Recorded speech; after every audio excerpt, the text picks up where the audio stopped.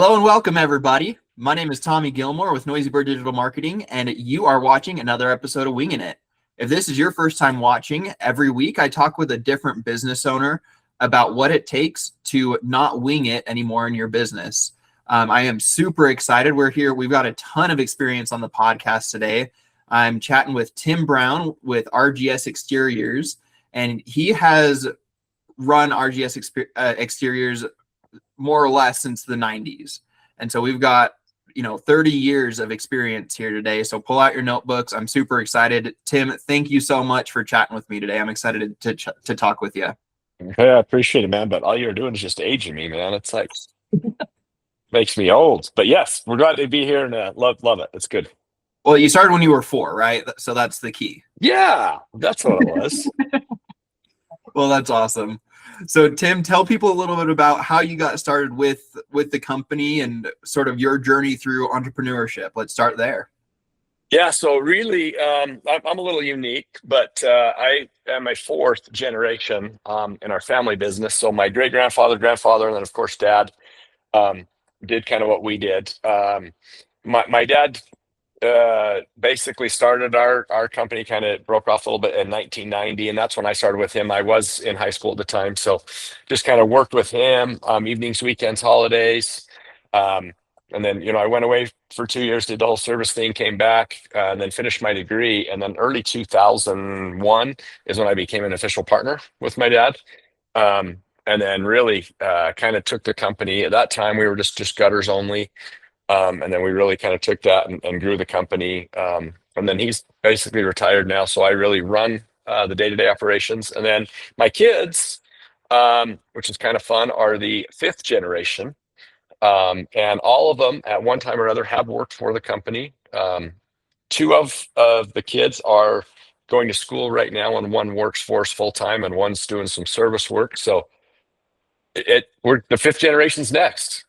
That's really cool. It's awesome that you have something in the family that's meaningful. You can pass it down, things like that. So I think today that's what I wanted to chat with you about is what does it take to build a business system, a service business system that you can pass down? Because I've talked to several people that they know people or even they're in this boat where they built something for 10, 15, 20 years. They were just very much self-employed. And then finally they realized, oh, service work is hard on the body. I don't want to be 65 and doing this and not have anything to show for it. So, I'm excited to hear some of your thoughts about what does it take to build those systems and take it from, hey, I'm on the roof all the time, to how do you create a system and build a business where, we talked on the phone before. You said that you guys did $12 million in 2025, right? 2025 was 15. Oh, okay. 15 million. Sorry. No, it's all about relative.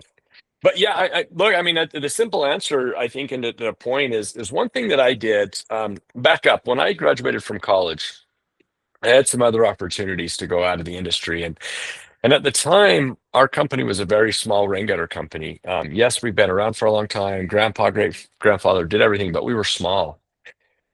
And so I really debated, should I, come partner with my dad? Because I didn't want to be an installer my whole life, and I didn't really see any other alternative. I mean, yeah, I wanted to grow the company, but I didn't see how. But took the leap of faith and did that. And then one thing I learned is very quickly is you've alluded to it, is we've got to have systems in place that allows us to grow. And the first thing I did was try to replace myself. And so, the first thing I did when I partnered up with my dad was that I quit installing and I started working on the company. And I think that was step one, was me working on it, not in it. And once I was able to do that, then that's when I got me replaced and then got them replaced. And, and we just slowly built the team to the point where now it's really kind of a self-run company. Like I'm at my home office that I work in every day. I only go into my office one day a month. And I don't even have a desk at my office. I literally don't have a desk or an office or nothing. I mean, we've got the shop, we've got the office for the employees. I don't even have a desk there. So, Yeah. And that's by design, right? But I don't know if that answers your question, but really it starts small and then we just build and build and build and build to the point where I got to get myself replaced so that team members are doing that. Yeah. And I love talking tactically, strategically, however you want to put it. So, take yourself back to 2000, 2001 when you were, partnering up with dad and you said, you know what, I don't want to just sit and install. Like, what strategically did that look like? I know I can talk for me. For me, I run the business. I do all the sales. I have a team that helps fulfill it, and they're all my W-2 employees. But for me, my Mondays, I don't have sales calls. Nobody can book on my calendar. That is my admin day to work big vision, like on Noisy Bird, right? I'm working on my company, and I've blocked out a whole 8 to 10 hours where I'm just thinking about my own business, my own marketing, like doing the high level stuff that moves it forward. So for you, what did that tactically look like to go from, hey, I'm going to be installing on a roof to, hey, I'm going to build a business? Well, I think it's what it looked like and what it should have looked like were different. And that's okay. Now we got there, but it took me a long time. And the one thing that I would say is don't make the mistakes that I made. But what you said is really key. And that is one thing that I've learned. And I try to, anytime I consult or try to help smaller companies, one of the first things I tell them to do is what you said. Pick what I'd say is start with 2 hours a week. And then when you can do it, then you go 2 hours a day or whatever it is, but start with 2 hours a week. But you literally turn your phone off, you shut your devices off, and you have a pen and a paper.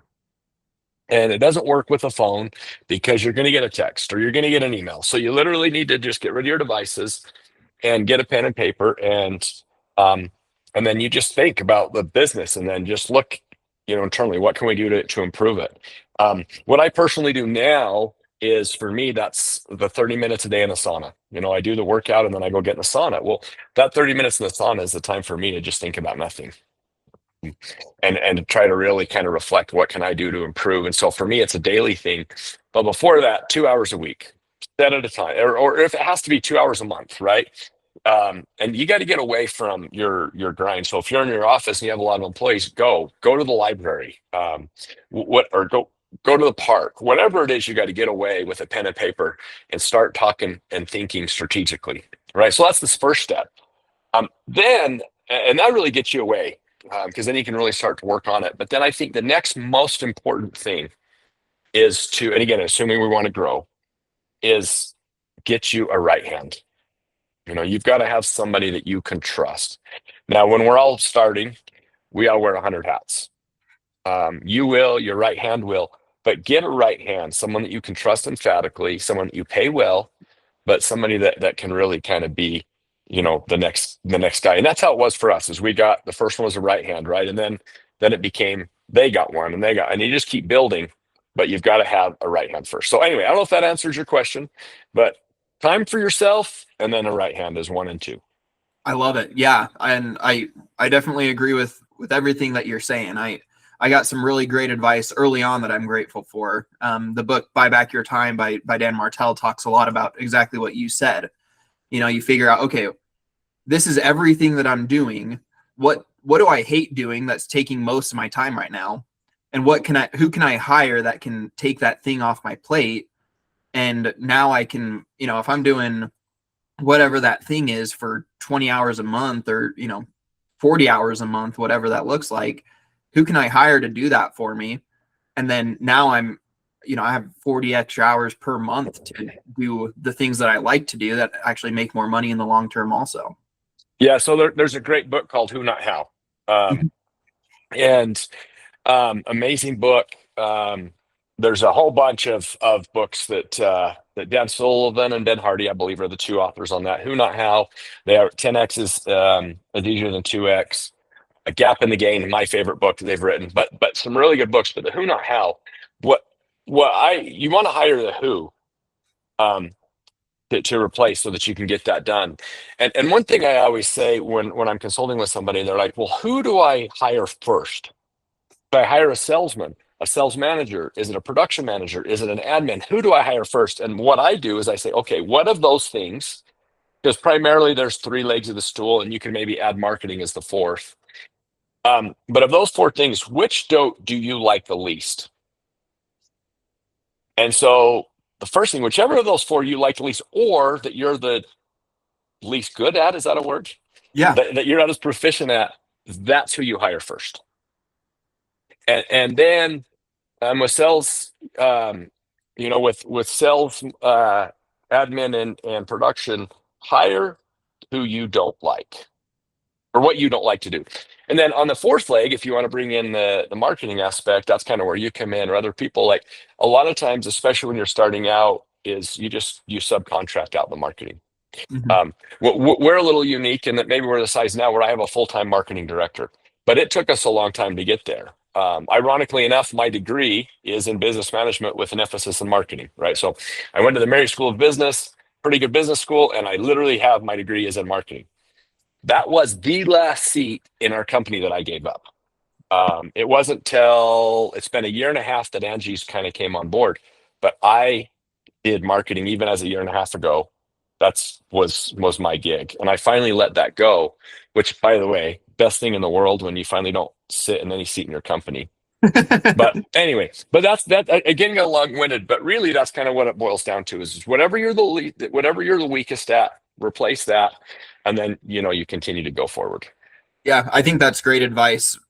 Like you said, we wear so many hats, and sometimes we get that little bit of a control freak nature as an entrepreneur, because this business is our baby. We have our name attached to it. A lot of times we have our face attached to it, and so it's hard to give up those aspects. But the sooner that you're able to, the sooner you have that system, and you build it to where it's an actual business and you're not just self-employed.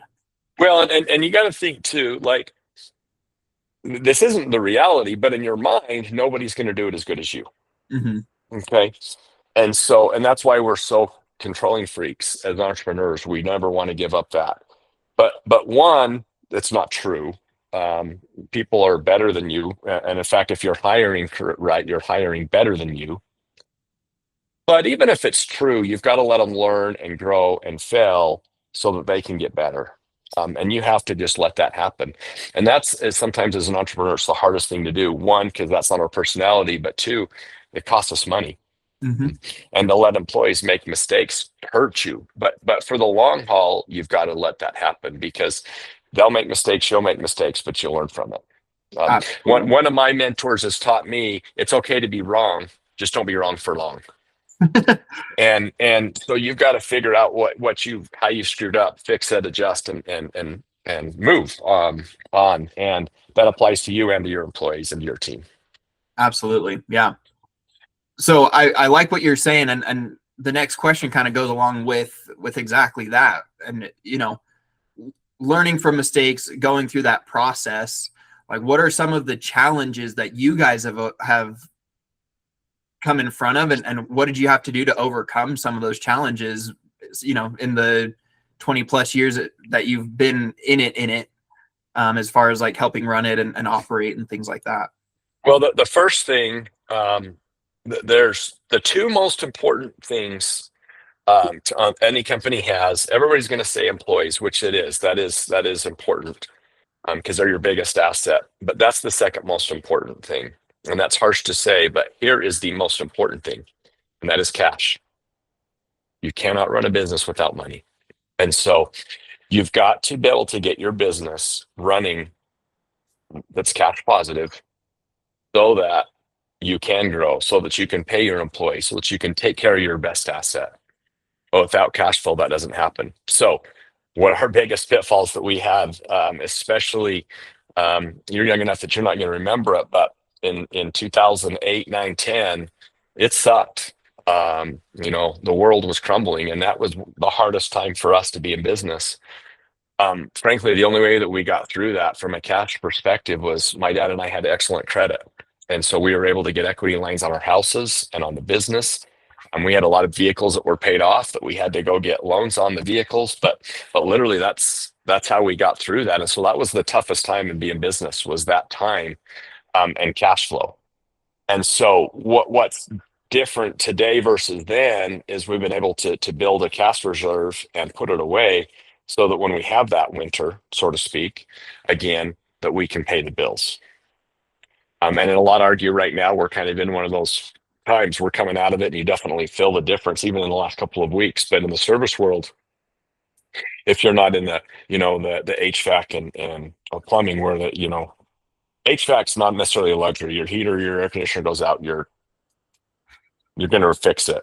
Where Yeah. where we do siding, gutters, windows, decks, if any of those things go out, you can deal with it, right? It's a luxury. And so when you're in that kind of a service industry, you've got to be able to withstand those slow times, and that's all from cash. So how do you get that, and how do you overcome that? Because that was the biggest problem. But how do you overcome that is the one biggest mistake people make is they don't charge the right price. They ask, "What are you charging?" And they ask they find out what their competitors are charging and charge a cent less or a dollar less.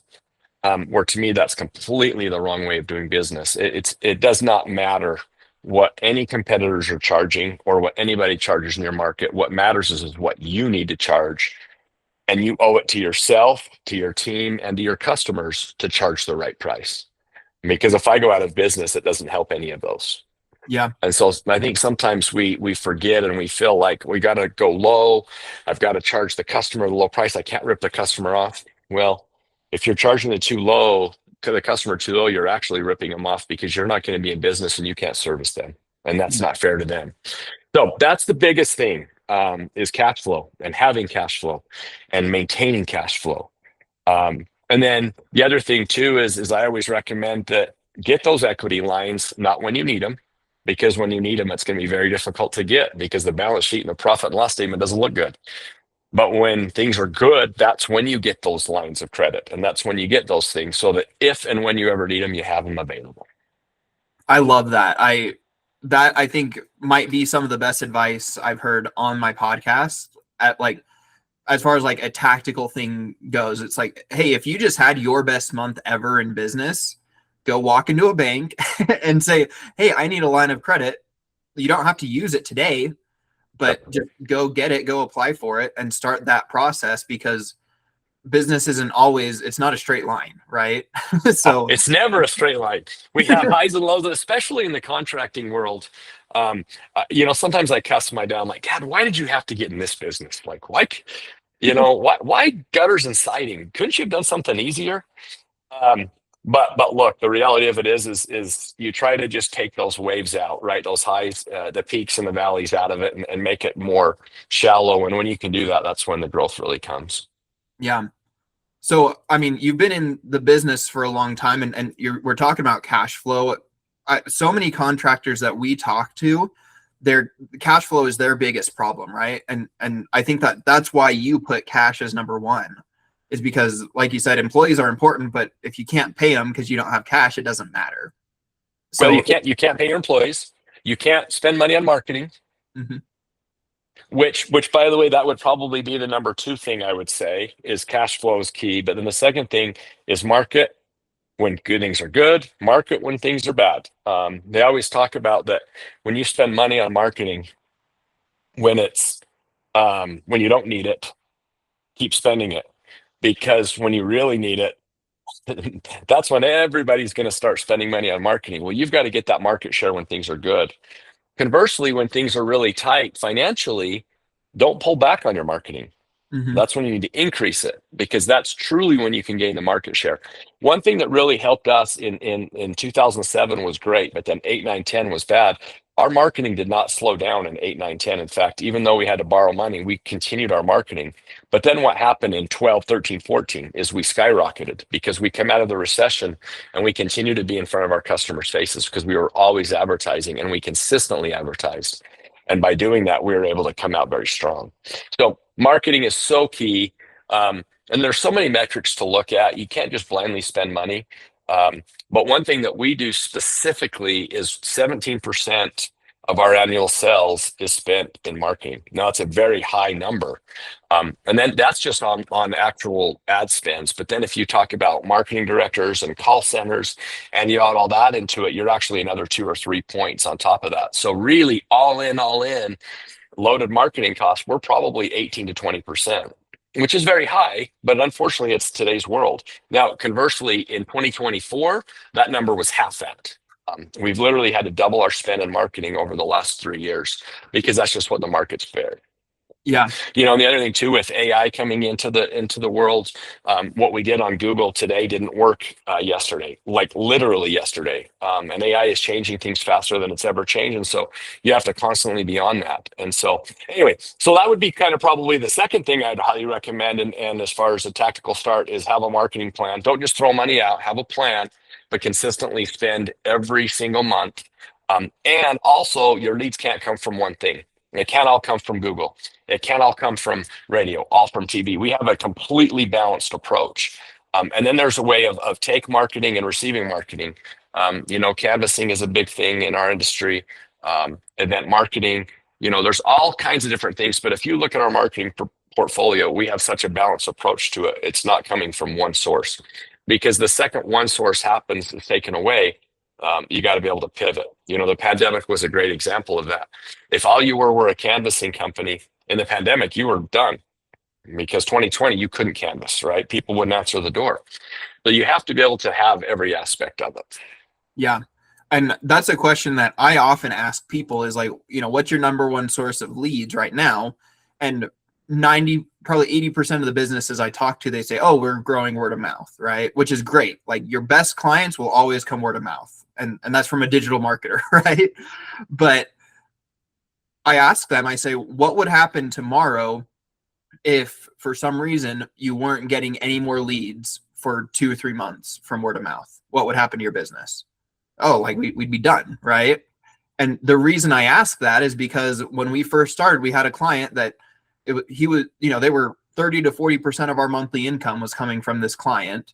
And we relied on them. We built the business off of them, and we're grateful for them. And then selfishly, they decided to sell their business for several $1,000,000. And all of a sudden there goes, a third of our monthly income.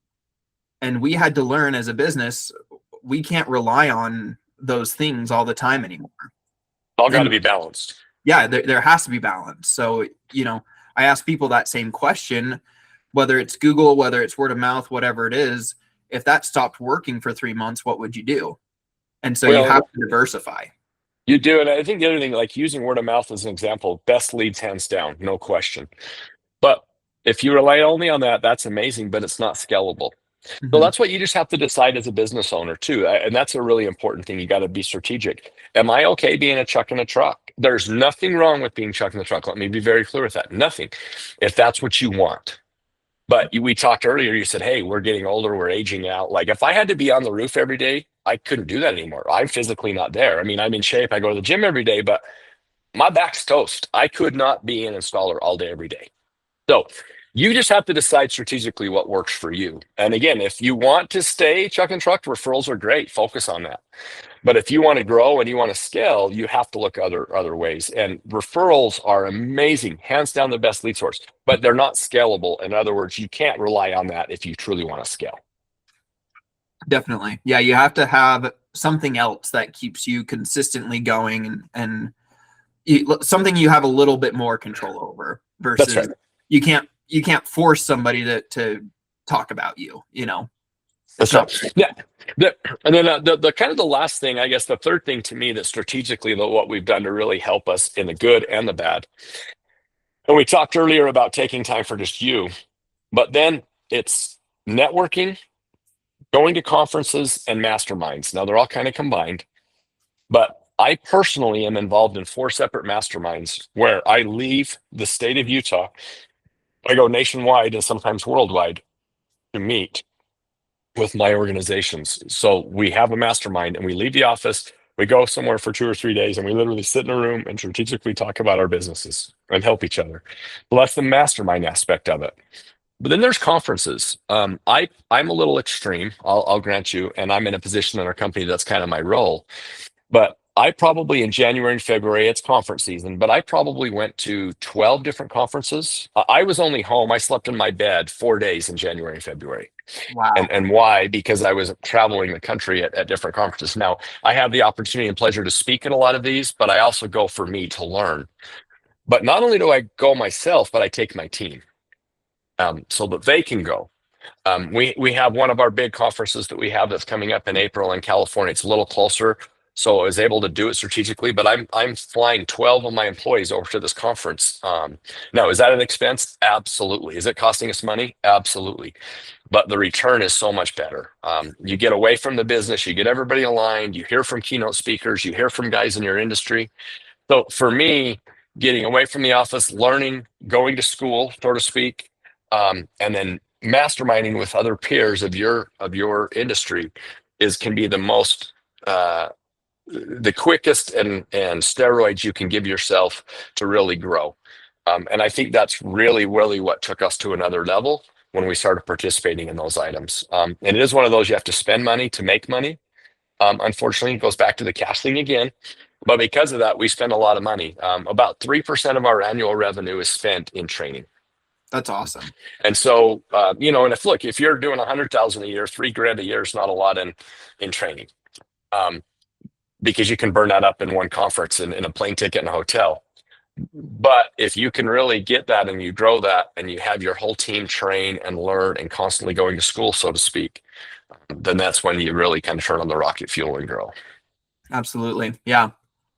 I mean, one thing with that, I've gone to a few masterminds and conferences. I'm in that, we're just getting our business off the ground. And so, it's one or two of those opportunities per year is what we can afford right now. And one thing I've learned by going to those, even the limited amount that I can go to, is like, especially the masterminds, you sit down and you give people an outside perspective on your business.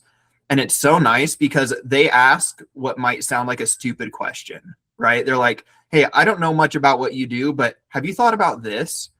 And then you feel like such an idiot for not catching that thing. You're like, how have I not thought about that?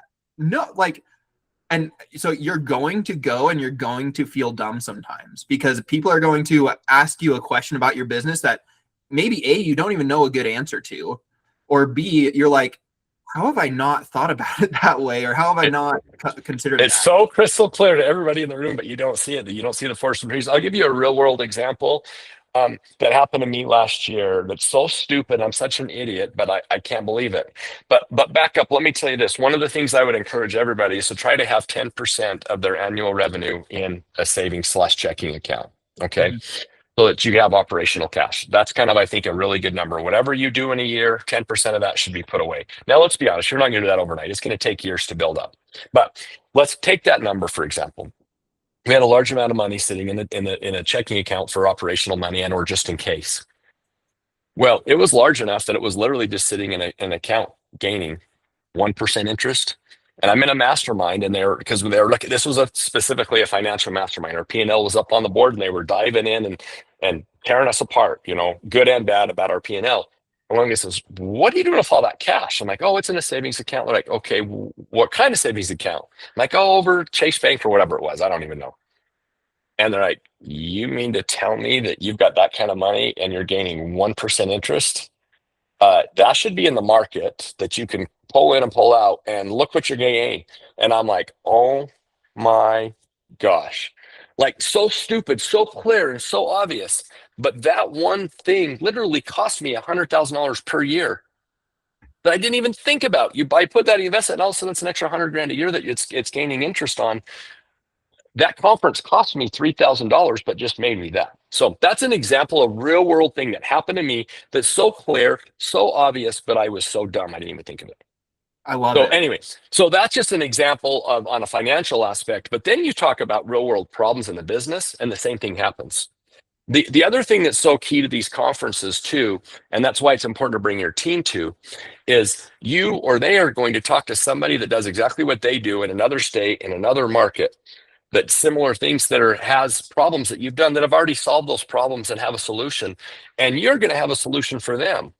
So when you start networking with these other guys in the industry and gals in the industry, and you can really become and become friends with guys and exchange numbers, when you get into a jam, you call them, they have an answer, and vice versa. So the team building and the power building throughout the country is so unbelievably powerful. Absolutely. Yeah, I love it. I think that all of that's super awesome advice. We talked a little bit about marketing. I wanted to get strategic with you, especially because you held on to your marketing for so long. And so I had a couple of marketing questions for you. I know a lot of the people that watch this or tune in, or they're going to be, those service businesses. They're somewhere between probably 1.5 to $3 or $4 million, kind of that plateau point that you hit for a lot of the service businesses. What, a lot of them, their cash flow can sometimes be a little limited. They're getting to that point. As far as marketing goes, what would you recommend, like bang for your buck 2026? What are you guys seeing helps the most as far as the marketing goes in the last couple of years for local services? Yeah, that's a good question. I think the first thing I do, this is going to sound really funny, and this is not going to be the answer you're expecting, but the first thing you got to do is go raise your prices 10%. Okay, now why? Because you can afford it. Mm-hmm.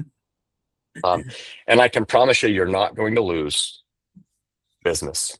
You raising your prices 10%, as long as you have a good, unique selling proposition and you can truly separate yourself from your competitors, which let's hope that you are. If you're watching this, you probably are, because you want to make yourself better. But if you have a unique selling proposition, you need to raise your prices 10% so that you have money, because you've got to have money to be able to do it. Now, having said that, establishing that, that's kind of my, if you will, mic drop comment I drop on every presentation I ever do.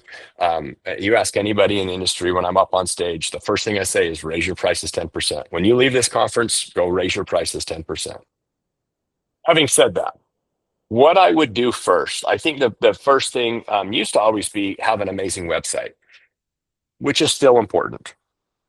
But we actually optimize our website in the old traditional SEO way. Okay, and that's still super important. Don't let anybody tell you it's not. But then we optimize it with AI. And it's not the same thing. So SEO for AI is not the same term, as you know very well. But I would have somebody, and if you guys do that, amazing. But have somebody optimize your website on the SEO, on AdWords, on Google Places, and AI. So 4 separate things. That would be the first thing I would do, because more people are still digital than anything else. So that would be the absolute first thing and most important thing I would do. And the Google Places is a really important, good bang for your buck. Now, it takes some time. Google's not going to automatically approve you. You've got to do some things to be able to be approved. They're going to look at your financials and things. But if you can get them to approve you, the nice thing about Google Places is it's not like AdWords where you're just spending money and hope to have people, and every click costs you. You do not get charged to send until they actually pick up the phone and call you. Yeah. And so for your companies like that, I think focusing on those 4 things is number 1. Then number 2, believe it or not, print is not dead. Print media is actually still one of the best. In our world, it's a competitor of mine, although we don't really compete with them that much. But Renault by Anderson is probably one of the biggest companies nationwide that do windows at a very, very high price. They have a very good window. Their number 1 lead source is individual print mailers, hands down, not even close. And so if you can focus on mailers, they work, and they still work today. Yeah. Most people don't think that. But the other thing to think about too, look at it from this perspective. Back in the day, you'd open up the mailbox and there was 5 million things in your mailbox. But what's in your mailbox today? It's a tenth of what it used to be. So if you can be in someone's mailbox, you're actually going to stand out. Whereas in the past, you just got lost. Yeah, definitely. And I think that it also depends largely on demographic, right? Like, you're not trying to reach people my age necessarily. Like, for me, if I get something in the mail, it goes right in the trash usually. But for, like you said, for 50-plus-year-olds that have lived in the mail for a long time, it's just kind of part of their daily routine.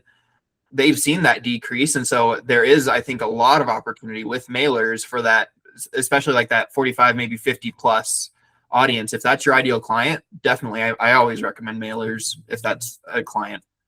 Now, having said that, even with you, think about it this way. If you know a fence, we'll just say, I don't do fencing, but let's just say you're going to put a fence in, and it's on your mind. You and your wife are talking about it, you're thinking about it, it's on your mind. Well, you get a mailer in the mail that's got fence, you're going to pay attention to that. In the past, you just chuck it away, but it's on your mind, so you go, oh, hey. So even though your demographic does not, like you and my kids, don't look at mail like we did, that still works even in that regard because it's going to be on your mind and so you're going to use them. So even with that, I would still say that mailers still work. Maybe not as good. It's funny because obviously phone books don't even exist anymore. But when I started doing marketing, our phone books were one of our best lead sources. Heck, I'll tell you what, marketing 10 years ago was so easy. It was have the biggest ad in the yellow pages, have an ad in the newspaper, and have a website. And you had it made. That's Yeah. certainly not the case anymore. It's evolved quite a bit, especially in the last 5 years. I mean, I started my agency about a year before Chat GPT was even a thing. And, you know, the way we did it 4 years ago, as opposed to 3, even the last 2, it's changed so much. It's like you said, it's crazy how much is happening with AI, and trying to keep up with it is tough for sure. But I think that Google, you talked about Google. I'll talk strategically about that for 2 seconds here, but something that we've seen that's huge for being discoverable on Google is, especially with AI, you have that AI summary above. Well, in the last month or so, Google has started to tell you where it pulls that information from. So if you type in something into Google that's not like a company's name, let's say you're like, hey, help, what do I do to find the best, gutter replacement company, for example. Well, if on your blog, it has, here's what to do to find a good gutter replacement company in this locale. And you provide content there, chances are pretty good your article is going to be listed literally right there at the top. The Gemini summary might actually recommend you by name too, but off to the side on the right-hand side, it's going to recommend your business and your website to go to that blog. So like you said, like traditional SEO is not dead. And in fact, doing those things, those blogs that have been popular for 15 years with SEO, I think is more valuable now than ever, because Google brought this new feature in that summarizes, hey, here's where we pulled information from. And, it tends to prioritize local is kind of what we're seeing right now. Well, the beautiful thing with chat and Gemini and Claude and all of these things, the beautiful thing about all of them is in the past, Google in theory had an algorithm that, hey, if you do this, you'll rank, and you kind of had an idea, but do we and really know for sure? I mean, we have an idea, but do we really know? The difference between all these AIs is 100%, because you just ask them, why am I not ranking? Why is, or you ask and it tells you. I give you an example at a conference I was at. Somebody was having a hard time. They weren't ranking as high on chat as they thought. And so they asked chat, like, hey, why are we not ranking on whatever product it was? This, you're going to laugh, but it said, because you don't have a listing on MapQuest. Well, who knew MapQuest even existed? But literally, this company was not ranking high because they didn't have a MapQuest listing. Well, guess what? That took all of 5 minutes to find, fix, and have a listing. Yeah. So that's the beauty about AI is AI. Now it's also hard because there's a million things, but AI is going to tell you. It will tell you what you're missing. Yeah. That's true. Yeah. And, it's hard to get a hold of Mr. Google from Google. There's no direct phone line over there. But with these AI chats, you can just ask them right there. And so there's definitely a ton of benefit there. That's really good. And one last thing that I'll give you too, one small thing with the marketing that I think we've talked about what would work. But the other small thing that you can do and do immediately is still get the Google reviews. Google, Yelp. I hate Yelp with a passion, but chat looks at Yelp. So, but Yelp and House and all these places that you can get reviews, because a lot of these AI agents are going to pull from that. And so that's one thing that we really focus on. Our goal as a company is to get 30 a month. We're 1,400 5-star reviews right now on Google. Certainly we're not perfect, but we try really hard to continue to get a couple hundred a year. And as you do that, you continue to rank higher. You as a marketing guy know how important that is. But I think from those listeners that listen to this, get your Google reviews and focus on it. Have your customers or your clients mention names of people that worked and what they did. And I think that's good. And what we do, we incentivize our employees. We have a big company meeting once a year, or excuse me, once a month. And we read every Google review that we got that month, or every review on social media, whatever it is, Facebook or anything. And we read them. And if their name is mentioned, they get a $20 bill. That's So, awesome. and we tell them, hey, you know what? You're on the job as an installer. Everybody has a little QR code that they can scan and go right to do that. And now you don't pay the customers to do the review because that would break Google's protocol, but you pay your employees if their name is mentioned.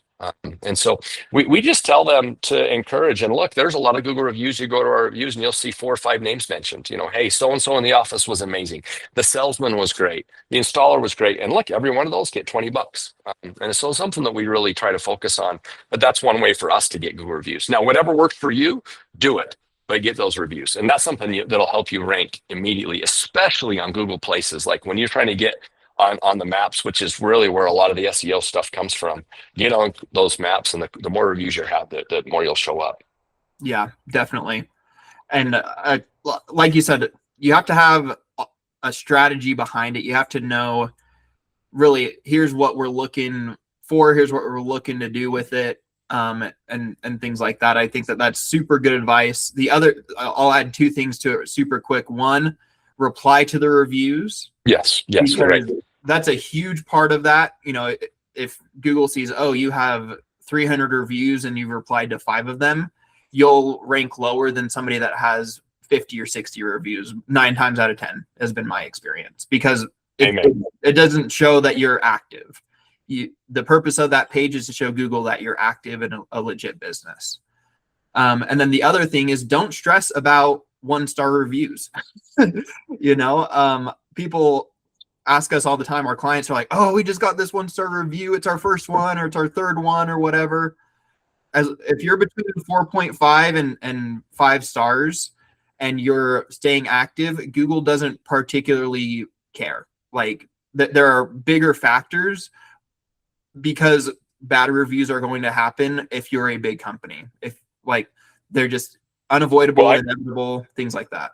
Let me go one step further. I agree with you 1,000%. One thing I do too is I do teach some consumer protection classes and talk to homeowners of how to protect themselves. But one thing I tell customers is, one, I wouldn't hire a company with a perfect 5-star rating on Google, because one of 2 things is the case. One, they're small enough and it's just mom and grandma and friends and family that have given you a review to get you some reviews. And so you have 10 reviews and they're all perfect 5-star. It's probably not legitimate. Or if you have 100 of them and it's a perfect 5-star, you've probably bought them, which at some point in time, Google is going to flag you. At some point, you're going to get caught. You're not caught right now, but at some point you will be. So a perfect 5-star, I run away from those companies. I want a company that's a 4.9, 4.8. Because those companies have good enough reviews, and then they look good. The other thing, to your point, I used to get sick about 1-star reviews, literally would get sick and lose sleep. Now I'm like, oh, whatever, just reply. And as long as you reply in a good, thoughtful manner, if a customer's crazy, people are going to see that. A small example is, we had a customer where when we do a job, we have the installers just go put flyers on doors across the street and next to it. And all it says, it's not an advertisement. It's just that, hey, we're working on your neighbor's house. If you get any garbage, debris, or anything blown in your yard, please call us. We apologize. It happens, but we want to own it. Please let us know, and we're going to come and remove it. That's all it says. We're not soliciting anything. Well, we had a guy that called us and literally called the cops on us because we littered on his yard, because he has a no soliciting sign, which is true, but we were not soliciting. The flyer clearly says it. Well, then he went on blast on Google and just lit us up on Google. Well, we replied in a nice, friendly way. We just said, well, guess what happened? Literally 2 days later, we had a customer that called us up and bought from us. Well, specifically said that customer clearly was crazy, but the fact and the way you replied told me I could do business with you, and we sold a job the next day from it. So we sold a job from a 1-star review. That's awesome. Yeah, and like you said, it's if a 1-star comes in, you don't have to sit and debate with them. No, don't do that. It doesn't have to be a big to-do or whatever. They can write a Dickens novel for all you care. The reply should just be, we apologize that you had that experience. Here's our office if you'd like to give us more Yep, information. exactly. Something like that is perfect. Anyway, love it. Love it. That's so good. And those reviews are so important. And I agree. You 100% get them. Don't worry, freak out about the 1 star. Just get more. What I always tell our guys when we get a bad review is, okay, let's go bury it. Mm-hmm. Let's just focus this month. Let's get 10 to bury it. Yeah, that's a great mentality to have. That's awesome. Well, last question, Tim. First of all, I wanted to thank you for your time. I feel like this has been a super great masterclass. It's clear you know what the heck you're talking about. Well, I don't know about that, but I appreciate that. The last question I like to ask, you talked about some books, you talked about a few mentors that you've had. What's been the best piece of business advice that you've gotten from these different sources? And how did you put it into practice? What did it do for your business when you did? I think really we've talked about it, but I think the biggest advice that I had was work on your business, not in it. And if you can get to the point where you're working on your business and you're not working in it, that's when the growth really comes. That's when you grow as an individual. And then the second piece is don't be afraid. Oh, that word. Don't be afraid to raise your prices. So simple, but if you can work on those 2 things, you can have a very successful business. Yeah. For me, I come from a sales world. I did door to door for 4 years. You have to feel confident in your prices. To extend that further, that 10% increase or whatever that looks like for somebody, if they know they're undercharging or they're like, hey, Tim knows what he's doing. I should put this in practice. How do you feel confident in doing that? Like, do you have any advice there of what you've tried to implement to do it? Well, I think the biggest thing is you just have to have a unique sales proposition, whatever that is. You've just got to be different from your competitors. And if you can be different from your competitors, price does not matter. Even you from a marketing guy, someone's not going to hire you because you're 10% cheaper than the next guy. It's going to be a guy someone that they trust you, feels like you know what you're going to do. I think in our world, you've got to be comfortable with your price. And I think I used to be the guy that was so worried about price, and I was so worried about what Mrs. Jones thought. But then I learned Mrs. Jones needs me to charge this so that I can be around for 20 years to take care of her. Mm-hmm. And if you can really get to that point and you can really show Mrs. Jones why you're the best, they're going to pay for it. Now, then you have a responsibility to perform, because she's paying a premium, so you better give her a premium job. And as long as you do that, that's when the growth really comes and stays. Absolutely. Yeah. And I guess one small thing I'd add to that. One of my sticks that I talk about all the time on TV or radio, anytime I get a chance to talk on live. The difference between a good and a great company is how they handle adversity. When something goes wrong, how they handle it. Because I'm going to tell you right now, especially on a large siding project, it's not if, but when something goes wrong. 100%, if a customer's spending 6 digits with us, something is going to happen on their house. It is going to happen. The difference between a good and a great company is what happens when that. Are you going to take care of them? Are you going to own it and fix it immediately? And that is when the true growth happens. And I can 100% say that is our mantra in our company. It's not a matter of if something happens, but when. And so you get that way as a company. And when you can show that and you can document that and you can show those stories with Mrs. Jones, man, there's some power there. Absolutely. Yeah. I think that's great advice. Having people that take ownership of those things can quickly solve them. Like you said, that's what separates good from great. Definitely. That's super awesome. Last question real quick for you guys, just a follow-up question. What is RGS Exteriors? What is your unique proposition that you have? Like you said, there's lots of gutter and outdoor exterior companies. What is your unique value? I think it's a couple things. We really focus on doing things the old way. We talk all the time, old school craftsmanship with a modern touch. That's kind of our tagline. And that's really what we try to focus on. We give a 10-year warranty on all of our work. We've been in business for 5 generations, and we do things right. And when we can show customers that and we have data to back that, that's really what separates us from everybody else. Because there's a lot of good companies out there. There really is, but nobody's been doing it as long as us, and nobody really treats the customers like we do, and we can back it. I think Google reviews. I use another independent surveys called Guild Quality. We're able to back our stances with proof, and when you can do that, that's when the real power. That's awesome. Well, Tim, I won't take up any more of your time. Thank you so much, man. This has been really, really fun. I hope that you, as the watcher or listener, I hope that you took some things from this. I know that even in my business, I definitely, absolutely, I wrote some things down, especially the raise your prices 10%. Man, I think that's killer. And I love tactically, you talked about we were spending, I forget what the percentage was, but 3 or 4% going to these networking conferences, masterminds, like looking at your profit and loss at the end of the year and saying, okay, what can we put to these things? I think that there's so much value to see, hey, if you don't have to reinvent the wheel. Tim and his company, they've done it for you guys already. Take what he said in this, put what you can into practice, and absolutely, I think you'll see some growth from it. So thank you so much, Tim, for your time. Hey, it's been an absolute pleasure, and literally throw all my information, throw my cell. I'm great with that. Cell, email, throw anything in the show notes. I'm happy to literally anybody that wants to call, text anytime. I spend the majority of my time actually doing this, helping other companies. That's what I love. I frankly like this more than anything else. So literally, I'm an open door. Call or text me anytime, and I'd be love to get on the phone with anybody if they have any questions.